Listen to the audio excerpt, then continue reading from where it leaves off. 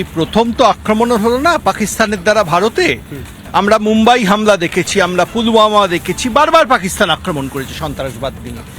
এই সমস্যার সমাধান শুধু প্রতিশোধ নেওয়া নয়। ধরুন আমরা একটা সার্জিক্যাল স্ট্রাইক করলাম, তাহলে কি হবে? আবার পাকিস্তান ফিরে আসবে, আবার আক্রমণ করবে।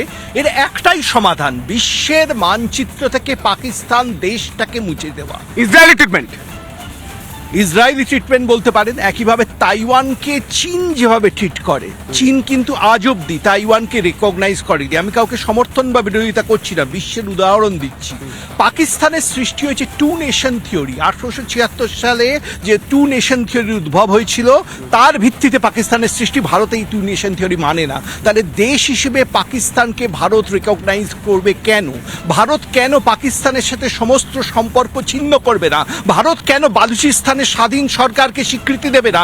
ভারত কেন সিন্ধের আলাদা দেশের দাবিকে স্বীকৃতি দেবে না? ভারত কেন অর্থনৈতিকভাবে পাকিস্তানকে নিশ্চিহ্ন করার পথে এগিয়ে যাবে না? পাকিস্তান যদি নিশ্চিহ্ন হয়, তাহলে ভারতের বুক থেকে সন্ত্রাসবাদও অনেকটা নিশ্চিহ্ন।